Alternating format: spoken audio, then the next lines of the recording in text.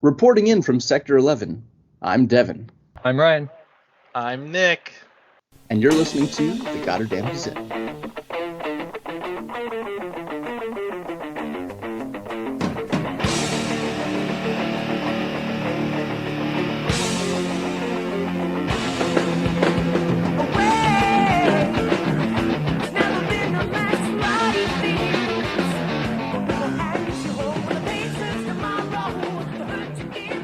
So today I am joined by Ryan and Nick, two awesome guests who have agreed to talk about No World for Tomorrow, issues 4, 5, and 6 with me. And these are some crazy issues. But before we get into our plot summary and discussion, I have some questions for our guests, as they are first-time attendees here on the Goddamn Gazette. So Ryan, we'll start with you.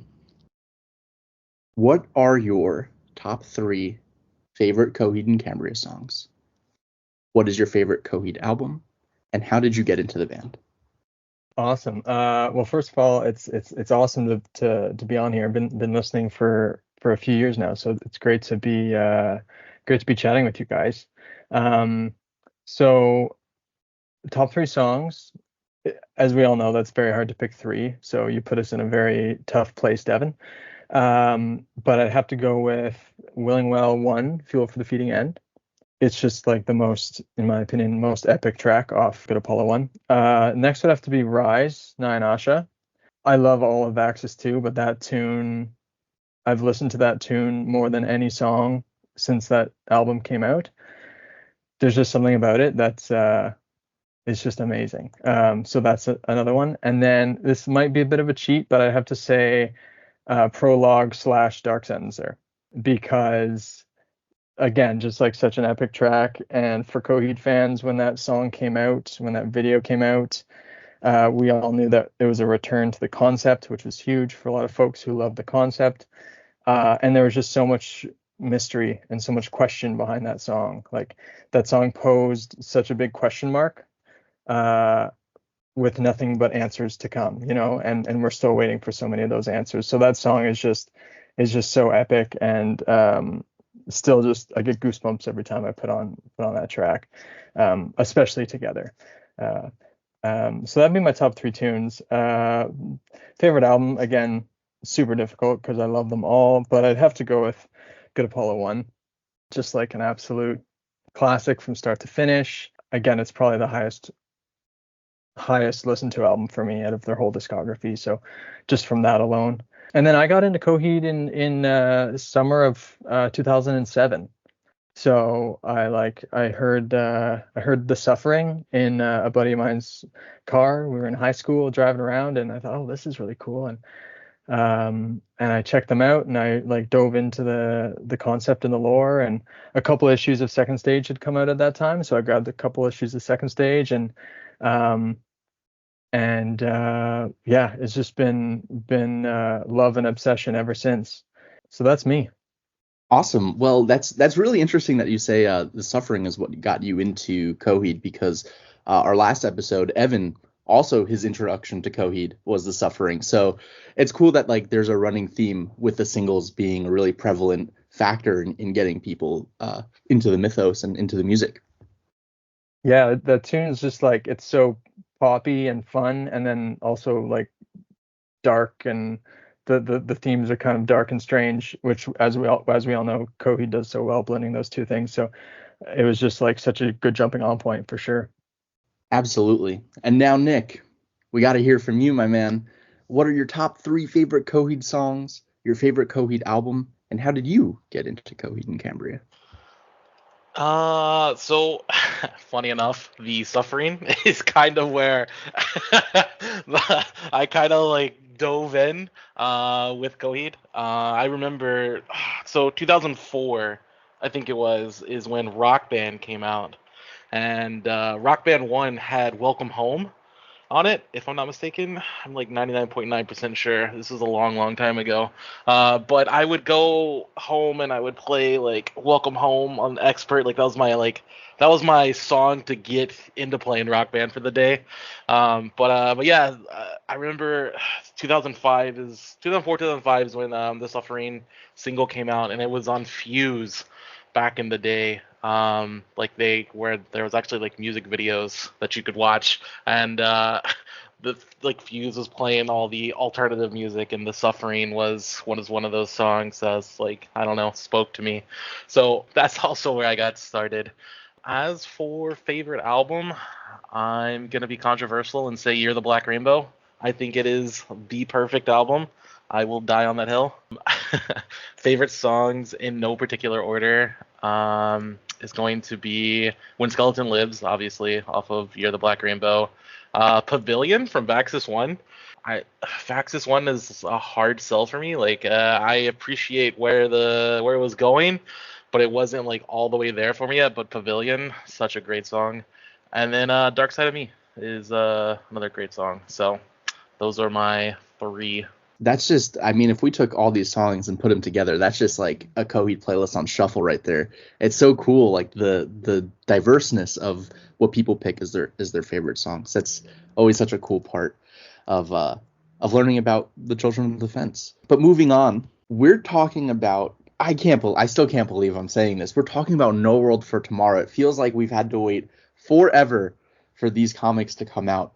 But we have issue 4, 5, and 6 ready at your local comic book store. By the time that this episode comes out, issue 7 will have just released. So you can listen to this and then go run to your comic book store and pick up 7, and you'll be good to go with everything you need to know about the Amory Wars. So without further ado, we are going to kick off a plot summary of No World for Tomorrow, issue 4.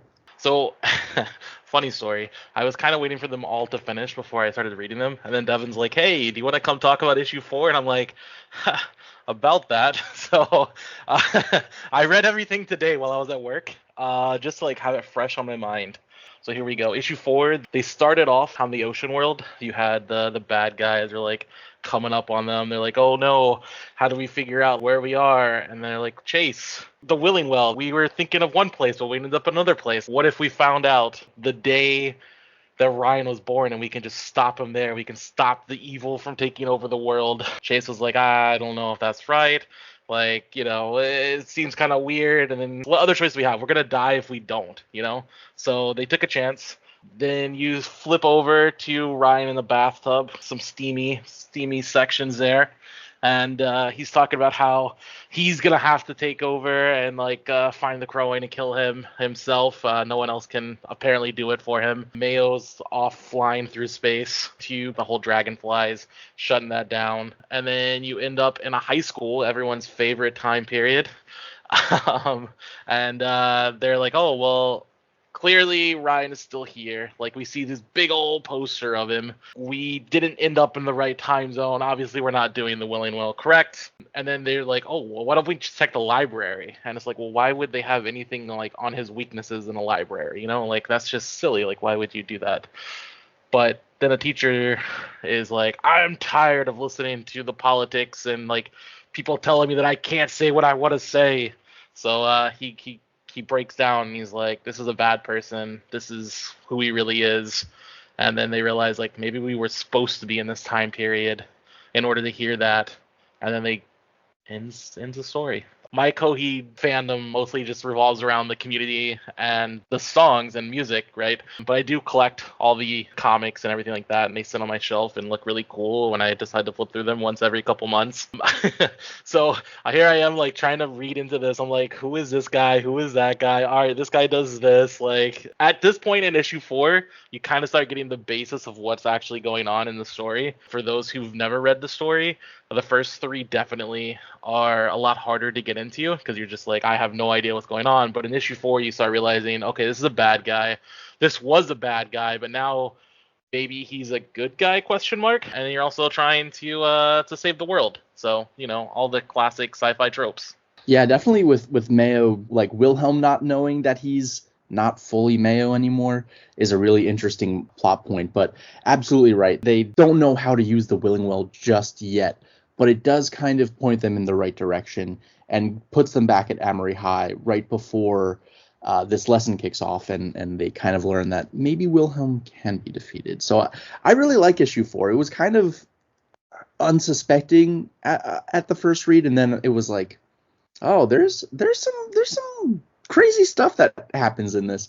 And then issue 5, Ryan, you got this.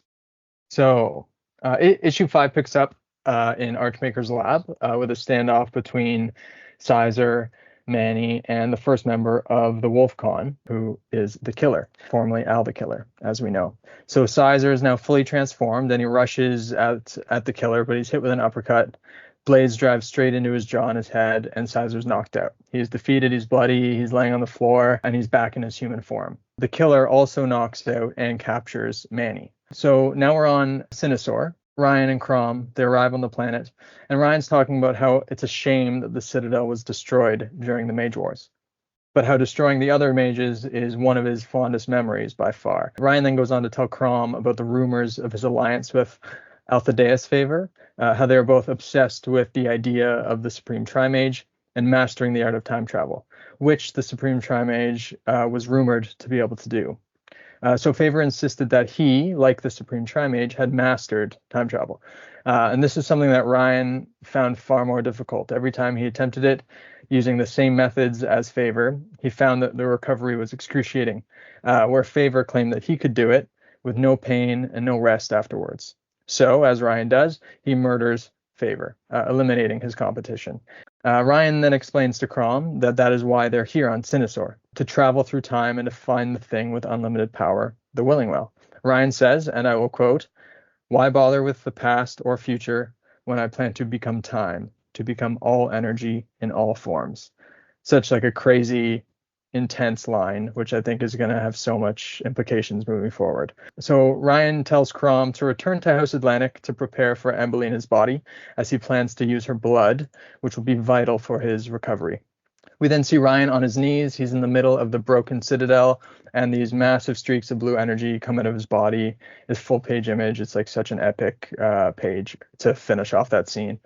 Now we're on Hetricus, and we see Claudio and Chase coming out of the Willing Well into a grocery store parking lot.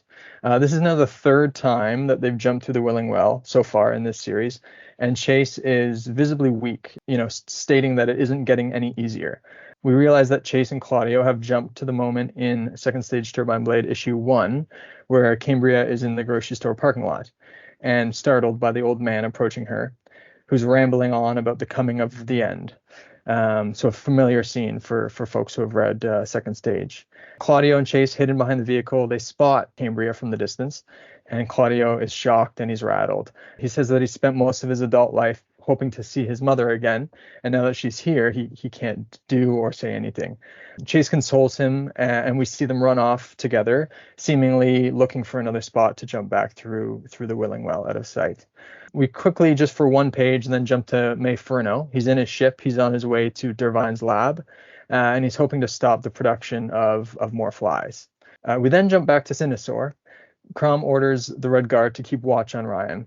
On his way back to the ship, Crom spots a paintbrush on the ground, assumingly belonging to his former master, Mage Marth.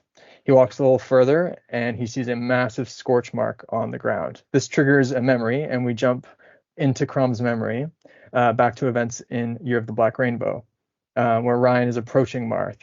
They exchange some words, and using his power, Ryan incinerates Marth, and he explodes midair, just completely incinerates him. Again, another epic panel in the issue. And we see in the background that Crom witnessed the whole thing play out. Back in present day, Crom is on his knees in front of the scorch mark where Marth was killed. He's looking regretful, mournful, and he says that he's failed his master. He's interrupted by a guard saying his ship is ready to return to House Atlantic. We now jump to Jethar, not sure how to pronounce that one, in Sector 11. Long ago, during the War of the Western Thirds, there's a group of civilians rallied together in the city square, and they're rebelling against Ryan's rule and tyranny. We see Ryan in a battle planning room talking about the non-believers, how they will learn to believe, or they will end up in camps on Cyrevity, which, as we know, is kind of foreshadowing to the camps in Second Stage and Keeping Secrets that we see more of. A soldier enters the room, saying that there's a second army coming from Sector 9. And despite being advised to sit this one out, Ryan insists on joining the Red Army on the battlefield. He puts on his badass helmet, and we see Ryan riding in a battle on the back of a freaking tank, along with Red Army soldiers marching toward the city. At the city center, there's a mix of humans and alien species all working together, preparing the defense. And Claudio and Chase emerge out of the Willing Well in the midst of all the chaos. This is now the fourth time that Chase has used the Willing Well in this series. And she's gasping for breath. She musters up her energy, and they go running through the battle looking for Ryan. Claudio attempts to use his power to fend off the Red Army soldiers, but it doesn't work right away. And then when it does work, it works a little bit too well. So he's a little bit confused and frustrated that he doesn't have his usual control of his powers. Chase is also in the fight, and she blasts some energy at a pair of Red Army soldiers, killing them. And as she does so, in the distance, they spot Ryan coming over the crest of the hill. And that's how the issue ends. Huge cliffhanger. A massive cliffhanger. You have Wilhelm Ryan coming in on a tank, and that's how you're going to end it? Like, oh, man. So for issue 6, we go back to Sinister, where Wilhelm Ryan is now in the present Norwood for Tomorrow, tapping into the past Wilhelm Ryan during the War of the Western Third. And for those of you who have not been able to read Year of the Black Rainbow, the War of the Western Third was a smaller civil war, which was really just a desperate attempt by remaining Western sectors 8, 9, and 11 to break away from the Union and maintain a coalition. And we do know that Wilhelm Ryan is wounded. And this was also told to us in issue 4, kind of to get you up to speed if you had not read Year of the Black Rainbow previously. But what we didn't know is that during this war, Wilhelm Ryan from the future is now in control of his body in the past. So Claudio and Chase try to sneak up on Ryan, but as always, he has the upper hand and gets the first strike on the crowing.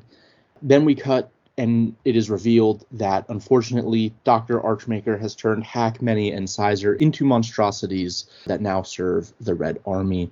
I will say the art for Many is sick because there's 2 parts to her that are conjoined, so she has an extra set of limbs in terms of legs and arms, almost very spider-like, but you have to kind of look in the background, but it's sick.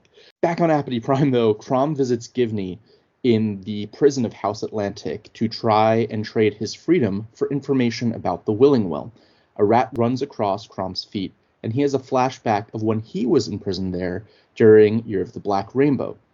Now, in Chapter 21 of Year of the Black Rainbow, I'll Be Your Ghost, Inferno noticed that the cell was recently inhabited. He actually steps on one of the rats that it's now alluded to that Crom was eating. So the conversation of Crom joining Wilhelm seemed to have happened right before he actually joins his side. Like, up until the last minute, it seems like Crom held out and was refusing to join Ryan. And in this flashback, Crom does not have his armor, which is established that he needs it to live. So it makes you just really, your gears start turning. You think Wilhelm Ryan is this awful person that literally took the machine that gives this person life away, forcing him to eat rats, and then, only then, was he able to, gain his trust temporarily, because it seems like now Crom is starting to flip. But then we move on to a control tower for House Atlantic, and Mayferno, his plan to start to divert the flies and get them destroyed from issue 4, they're starting to catch on to what's happening there. And they're going to now report this, because they can't get a hold of Mayo, they're going to report this to Admiral Crom. So all these people that are on Wilhelm's side are no longer on his side, and his plan is starting to crumble apart behind the scenes. He's not aware of all these flips that are going on behind him. Back in the past, though, Chase tries to help Claudio, and the Willing Well opens, but Wilhelm overcomes them both and steps into the Willing Well himself. Now, this is crazy. Wilhelm Ryan steps into the real, kind of a reference to the Norwood for Tomorrow promo videos for the album itself, but he steps into Ryder's house, and he's disappointed. Wilhelm calls Ryder a failed deity and just leaves back through the Willing Well. Wild, absolutely wild. And as soon as he steps back into the War of the Western Third, he gets blasted by Augusti aliens and gets completely laid out. The Willing Well is still open, so Chase and Claudio use it to escape, and as they do, Claudio realizes he has lost his powers. But oh man, the fiction saw the real. Again, that's crazy. Such a good issue. When they initially came out, like, of course there were moments in each that were like, oh my gosh, this is crazy.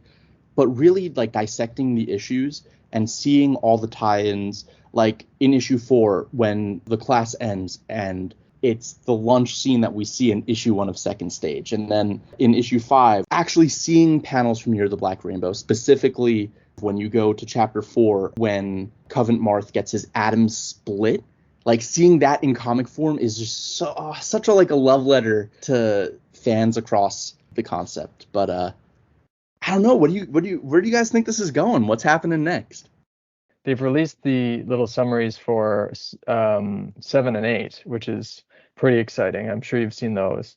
And they like always, they just kind of shed a little bit of light on the broad strokes of what's going to happen in the issues. So I can read the one for number 7 and then jump into number 8. So this is all public. This is out there. So it's not no spoilers or anything like that. But if you don't want these summaries read, then maybe mute it for the next 45 seconds. So issue 7 summary, it says, Claudio and Chase find themselves in a mysterious reality at the behest of the Willingwell, while Admiral Crom is alerted to the betrayal and destruction surrounding Mao Deftinwolf. Crom prepares for Ryan's return from Sinisaur, but seeing Ambelina's form sends him deep into memory. And elsewhere, Chase and Claudio form a plan to find the only star-destroying pair in the whole galaxy, Coheed and Cambria. Oh man. And now number 8, just to jump into that, the summary for number 8 says, the Willingwell transports Claudio and Chase to Paris Earth as they continue their search for Coheed and Cambria. A powerful vision awaits them at their destination, one that will reveal secrets paramount to their journey. Meanwhile, betrayed by his own general, Ryan sends the Archmaker on a mission to retrieve Mayo, dead or alive. That's the summary for number 8. And number 8 will be the final issue in the second arc of No World for Tomorrow. So crazy stuff. I mean, seeing Coheed and Cambria again is like crazy. I don't know. I'm really excited for that. Yeah, absolutely. And I don't know, I had some things about regarding time travel and things like that, some kind of theories and regarding Vaxis. And I don't know if now's a good time to talk about Vaxis or if that's too soon. But one of the things that struck me while I was reading these 3 issues, they talk about the Supreme Trimage, and they talk about time travel. And if I remember correctly, in Year of the Black Rainbow, that's when we're really introduced to the idea of the Supreme Trimage. But they don't really talk about time travel in the Year of the Black Rainbow. But now, in No World for Tomorrow, now that all this time's gone by, all these other stories have been created and told, they attribute time travel to the Supreme Trimage. My crackpot theory is that because they say that the Supreme Trimage was destroyed and killed by the prize.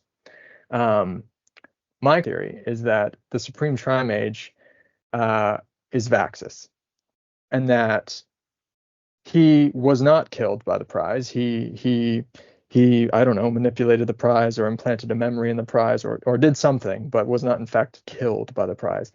Yeah, I know that's absolutely bonkers, but it's like all this kind of talk about time travel, and I know the Willingwell is bringing a lot of time travel into play, but we know that, it seems like Vaxis can kind of seize all space and time, and I just thought, how crazy would that be if they kind of linked it up like that? But so yeah, I'm just gonna throw that out there into the universe, and that's that. I mean, it could happen, right? I mean, we know at least for the next 2 issues, we're going to get more Willingwell action, right? So we know Chase is healthy enough. So could it be the last issue, the Willingwell opens, and it opens this arc between the Vaxis universe and then this one where like he's able to go through all that? That'd be pretty cool. It just also like Vaxis, with knowing all of space and time, can he also interfere with the real? Right? How meta is this going to get again, if anything? Like, Wilhelm just stepped in and stepped out. He really freaked those 2 detectives out. That was a really great like little like cutaway. But man, yeah, it's got to tie into Vaxis somehow. It's been foretold, like it's been teased. So it's really interesting. I'm excited for the next set. I wish we had it all, but at the same time, every issue that we get, I'm like a little sad that we're kind of closing the Kilgannon arc as we know it in comic book form. It's going to be weird just like reading prose novels from here on out, but hopefully we eventually get the graphic novel adaptation of Year of the Black Rainbow. I think that would be really, really cool, especially seeing some of the panels already so far. Yeah, absolutely. I agree. It's kind of bittersweet. Like, as Coheed fans, we've been waiting for and wanting this No World for Tomorrow story since, 2007 once it came out, and it's kind of been the last piece of the puzzle. We have media to accompany all the other albums except No World for Tomorrow. So No World for Tomorrow has always still had that big question mark next to it that us fans can talk about, theorize about, and now it's all being revealed. So it's so exciting to learn about it, but it's also going to be bittersweet at the end because it's like, all right, well, now we know there's no more theorizing, there's no more all that stuff. So, I mean, there's still Vaxis. We can all theorize about Vaxis and stuff. So there's still that to look forward to, but there is something fun about not knowing. Absolutely. Yeah, I'm really actually what I'm looking forward to the most, aside from knowing the conclusion, is the massive canon storyline order reread that I'm gonna do after issue 12 comes out, where I'm gonna run through everything and hopefully we'll know where Vaxis fits into it. So if it either comes at the beginning or at the end, but like having a solid concrete where Vaxis falls in the storyline is also gonna be really cool. But man, do you guys have any final thoughts about issues 4, 5, or 6? It's so hard to say. Like the way that it left off, it looks like they're in regards to where it's going next. I guess I'll start there. It looks like they're in some type of like limbo. Like if the background that's depicted in the comic is fully fleshed out, because I know in some panels like they don't detail in the background, but it's like there's literally nothing behind them. It's white. It's just white emptiness. So it's like it reminds me of like when in Lord of the Rings when Gandalf battles the Balrog and he dies, and in Harry Potter when he's on platform or is that King's Cross, he's in this kind of like purgatory kind of thing. It's like, where have they gone? Like, they're in this strange like middle ground perhaps. I don't know. And then I don't know. It's gonna get crazy. Now you say middle ground, and that sparks a few things for me. It could be Bangladesh, where the prize are, like in Star 4, right? That's like a middle of the fence. There's nothing that like they could perceive because it's not really a world. It's like a world between worlds, but also they could be in the keywork itself. Mm-hmm. It could be in the mono or the Samaritan at that level. So like, man, I think that's going to be the big reveal of Mm-hmm. is where they are now. And there's so many interesting just interesting moments like throughout the comics, like again that give us some answers and then also kind of pose more questions, like why is Claudio's powers kind of out of reach, like he can't seem to control them anymore, the fact that Wilhelm steps into the real, like all these things that I wasn't sure we'd see. Like I don't know if I thought we would ever see the real again. All these questions around was Ryder really God and things like that. It's like, so these moments where it's like, oh, I thought we kind of had some answers and now it's just blowing them open again. Or in issue, I believe it was in issue 4, The Gonsgrad being empty. yes, thank you. Yes, the Gonsgrad being empty. Sorry, I was thinking back. I wasn't sure if that was an issue 4 or not. Yeah, just like it's absolutely wild. There's all these things that are being again, these questions that are being posed still, and there's obviously answers to come. I was gonna say, as someone who's not as keyed into the story as you guys are, right? Like I said, like I'm more into the collection aspect of the books and comics. I think that's really cool. I hadn't really read a lot of them, but like you guys are like giving these, dissertations of, of these. This is what happened in episode 5. I'm just like, man, I came really unprepared. But no, like Chase, for instance, right? Like, significantly getting weaker and weaker, right? Like after every issue. Like how many more Willing Wells can they conjure? Like that's a question that I would like to know. Like if they conjure maybe one more, are they going to be able to walk on their own, or like be able to keep going? 100%. I think that my theory is that the Willing Well is going to be the death of Chase. And I think that's kind of why I mentioned in my summaries, I mentioned, this is the third time, this is the fourth time they've used it. And each time she uses it, she's becoming weaker and weaker. I think my theory is that it will be the death of Chase, that it's going to like drain her somehow.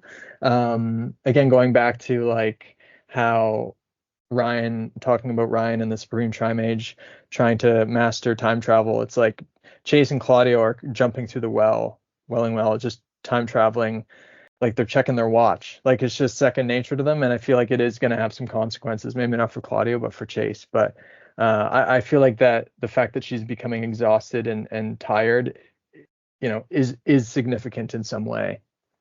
It's unfortunate that Ryan has this knowledge that the prize blood is really something that can help and restore his energy as one of the most powerful substances across the fence, because it could be something that Chase could use. But also my question is, how does the ownership of the Willing Well work? Because Ryan is convinced that he can have this, that he can own it and manipulate it as his will. And he just kind of walks through it and then walks back. It doesn't ever close, and he doesn't open it. So is Chase the only one that controls it, and he will never have true ownership of it? Or is he going to have to manipulate Chase to use it for him? The rules of the Willing Well haven't necessarily been established, and that's something that would be cool to learn about as we move forward towards the next few issues. They're burying Ambelina, right? The prize. Then they just disappear, right? They're just like, all right, let's just bounce out of here. Like, if my thing is, like, if she meant so much to you and Chase, like, why would you just leave her body there? Like, right? Like, why not try to put up some sort of fight? Like, they're just like, all right, peace, I'm out of here, right? And then the body is obviously taken to Ryan, which is gonna go to no one's good. So it's kind of an interesting thing there for me. It's really hard. I feel like there's so much growth that happened with Claudio's character because he showed restraint when he sees Cambria, right? Claudio in Second Stage or in Keeping would jump out and destroy the rules of time travel and talk to his mom and throw off the whole timeline, but he doesn't. But you can still tell that he's a little uneasy about what he has to do, especially with his own powers faulting. And is that a byproduct of the Willing Well and the future adjusting the past, or is that his own mental block that he's trying to get over, as we saw in some of the simulation battles in Good Apollo 1. Devin, you mentioned talking about Wilhelm going through the Willing Well and how he wants it, how he's trying to get control of the Willing Well. He doesn't, he's trying to use it. But like you said, what are the rules of the Willing Well? And it's an interesting thing that you bring up. Like he has access to the Willing Well and he steps through it and then he comes right back. And it's also interesting that when he steps through it, he ends up in Ryder's house. It's because we know that for Chase and Claudio, when they go through it, it's like they end up in a place that they seem to desire or that they want. Like, for example, in the first time they used it, it brought them somewhere where they felt safety, which was near the Grail Arbor. And the second time they used it, it was because they were looking for clues to hunt down Ryan. So they ended up at Amory High, things like that. It's like Wilhelm steps through it and he ends up in Ryder's house because all he cares about is, who is this God guy? And I'm God. And it's like that's the only thing that Ryan cares about is destroying God and being God. And so obviously that's going to manifest as he walks through the Willing Well. But yeah, so it's very interesting. So my thing is though is the destination of the Willing Well determined as you walk through it or as it's created? Because at that point, was Claudio and Chase supposed to meet the writer, right? Was that supposed to happen? But then Wilhelm made his way through it. So at what point is the destination determined, right?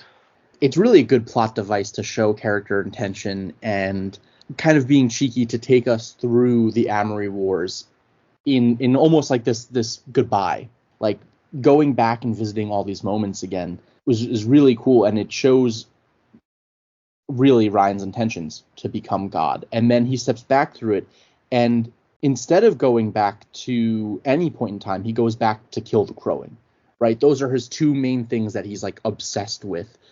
So it's really funny to like how simple Ryan is while also being extremely convoluted. And what does he mean that he wants to become the keywork, become time and space? What does that even mean? I don't really know, but that seems like something a super science fiction evil villain would want to do. So we're rolling with it.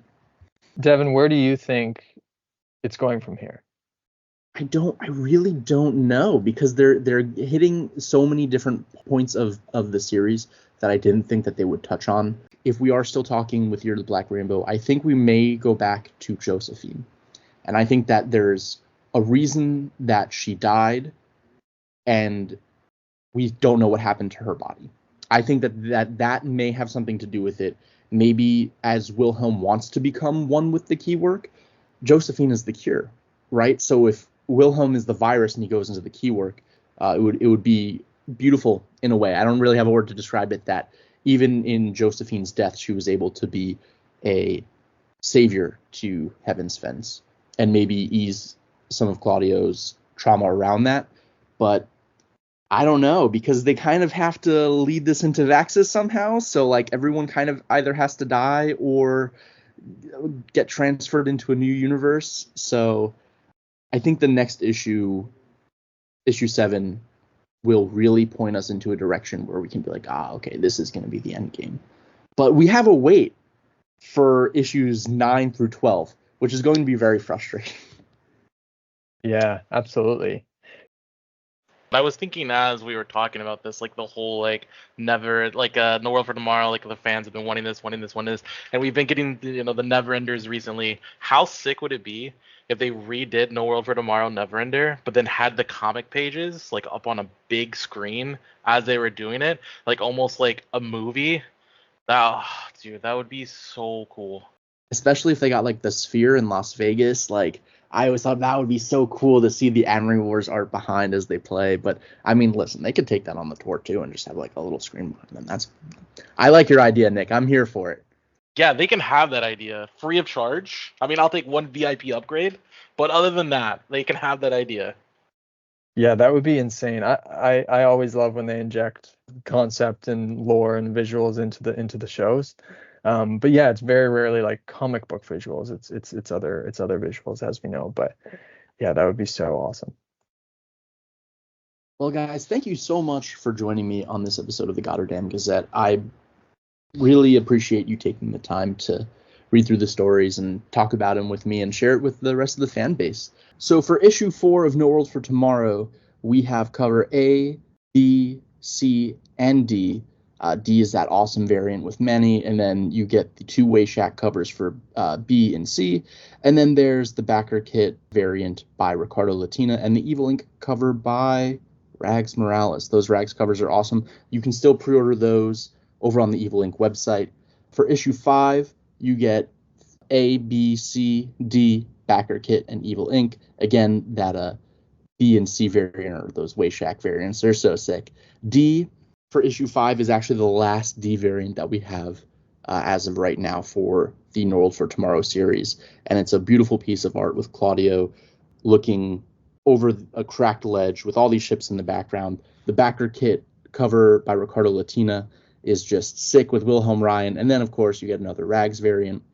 And for issue 6, you get covers A, B, and C. Unfortunately, we do not have that D cover anymore, so it kind of throws off. We couldn't even get to the 6 mark for that cover D, but that's all right. The cover A, the standard cover, and then B and C, again, are the Shack variants, the backer kit, and the Evil Ink by Rags Morales.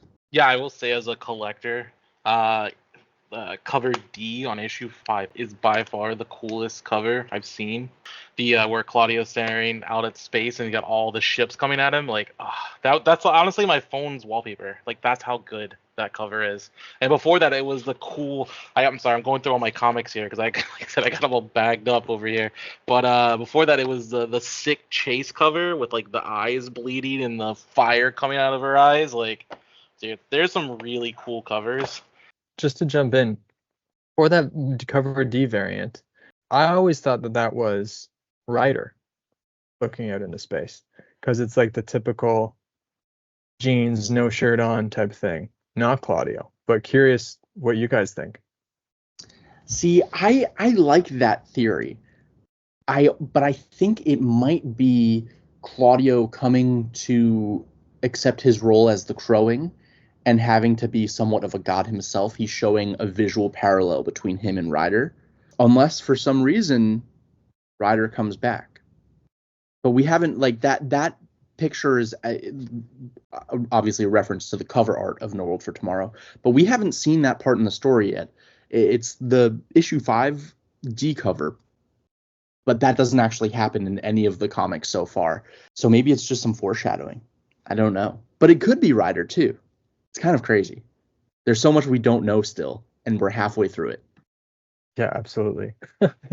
it's nuts, man. Thanks for having the conversation. Nice to meet you, Ryan. Hopefully we can converse at some point again. But yeah, it was fun. Like I said, I definitely will have to start getting into the books and comics. So expect a message from me at some point, Devin, on where I should start and which ones I should read, and which order, and all that craziness. So Absolutely. Thanks a lot for having me on here, Devin. It was a blast, and happy to come on again at any time. Always excited to talk Coheed lore with anyone who is down. So thanks again. It was a blast. Awesome. And if you are listening to this podcast and you would like to continue the lore talk, you can join the Goddardam Gazette Discord or follow us on any of our socials, and we'll be happy to talk with you there. I have all the graphic novels. I have You're the Black Reno book. I have everything. It's just sitting there on my shelf, looking really cool in my little Coheed shelf. Well, you've got some time to read it all before the ending of this series, of the saga, really. So I know. It's actually fun. I'm taking. So you remember James from the UK? Yeah. So I am the mule between the US and the UK. So I go to the UK every year and meet up with all the UK Coheed fans. We go to concerts together. This year we went to go see Thrice doing their 20th anniversary of Artist in the Ambulance, which was mind-blowingly good. So I think next year I'm trying to go see Rise Against with LS Dunes. That's right at my birthday, so I'm gonna go drop off comics and hang out with all the UK fans. So. Well, I hope that on your flight you decide to pick up some of your comics and read through them. But I'm glad that you were able to get a taste of what the Amory Wars has, because I'm sure jumping in the middle here was just absolutely crazy. But oh, dude, the first 3 issues, I was like, what the fuck is going on? Like, who is this person? Why do they matter? Like, I don't know what any of this dialogue means. And as I said, like, issue 4 is kind of when things actually start to make sense for this story, for sure. And then Ryan over here writing a freaking thesis on issue 5. Like, thank God he got the one after me. Like, how was I gonna follow that? I'm sorry, man. I'm so sorry. No, guys, it was good. It was good. I couldn't help myself. I just love I love diving into this stuff, and this is an absolute blast. I chat in the Discord all the time and throw up theories and post stuff, and but talking to folks like in person is a blast. So yeah, absolutely awesome. I really appreciate you guys both being here, seriously. And it's, Nick, as a new reader, it's really cool to be able to share with the fandom that you don't have to read every single piece of the lore that's ever been put out to enjoy some of the comics. Like, you can jump into it whenever you want and jump around between the arcs, and then also it's fantastic to have Ryan on board, who is well versed in the lore and also can share that perspective. And I really like the opposite ends that we have here, and it was an awesome episode, and I can't wait to put this one out. I'm so stoked. Sweet. Awesome, man. Well, I appreciate the conversation, and now we've actually, had an actual conversation other than me saying, "Hey, how many issues is coming out for this issue, or what covers am I missing for this one?" So, I will never get tired of talking about the Amory Wars, and it's really awesome to see the care that they've been taking with this series. And again, thank you guys so much for joining us on this episode of the Goddardam Gazette. I'm Devin. I'm Ryan. and I'm Nick. Over and out, Connecticut. We'll catch you next time.